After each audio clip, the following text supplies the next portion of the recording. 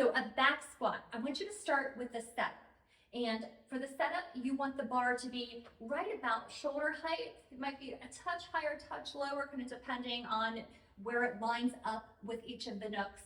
But I like to have it right about shoulder height for the back squat. And I'm going to start these just with the bar because I want to make sure you get the setup right. So you're going to back into it if you have it from behind you, and grip comes out and around over to the top. You can have, I want your hands just a little bit wider than shoulder width, and we're going to line up feet shoulder width apart, toes just a touch turned out. So you can either go straight forward there or just turn them out a bit. Chest is lifted, abs are nice and tight. So to start the squat movement from a Smyth machine, you're going to lift up and rotate forward on the bar. And let that come down, let the bar rest right at the base of your shoulders. As you're doing the back squat, you're going to sit down slowly, keeping your chest lifted and your line of sight straight ahead till you're right about horizontal with the ground. Then you're pushing back up to the top, nice and tight. So dropping down with the squat movement and back up, okay? So things to watch out for in a squat. Foot placement is first. So I want your feet shoulder width and toes are just a touch turned out. The other thing you're going to do is watch your knees. A lot of times you'll see people have their knees fall in towards each other.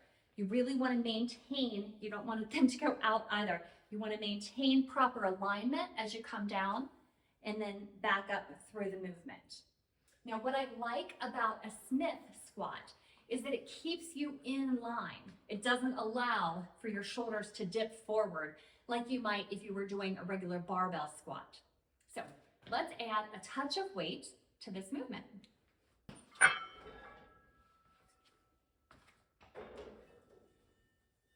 Okay, so I have my plates on either side of the Smyth machine, and pulling back up to the bar, we're going to go through that setup. So step back into it, shoulders against the bar, just below the base of your neck. Hands are gripping on, a little bit wider than shoulders, and you're rotating forward and down. From there, I step into position with my feet.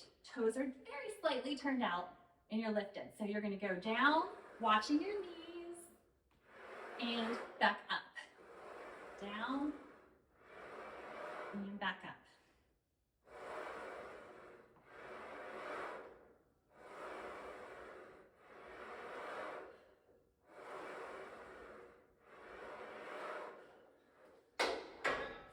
Okay, that is a back squat and one of my favorite compound exercises for women. So some of the most common mistakes that I see women make with squats are things like dipping forward or leaning too far forward, which is a good reason that you would use a Smyth machine. That'll keep your form and posture tall and won't allow you to dip down, which can put a lot of strain on your lower back. So that's something to watch out for with a squat.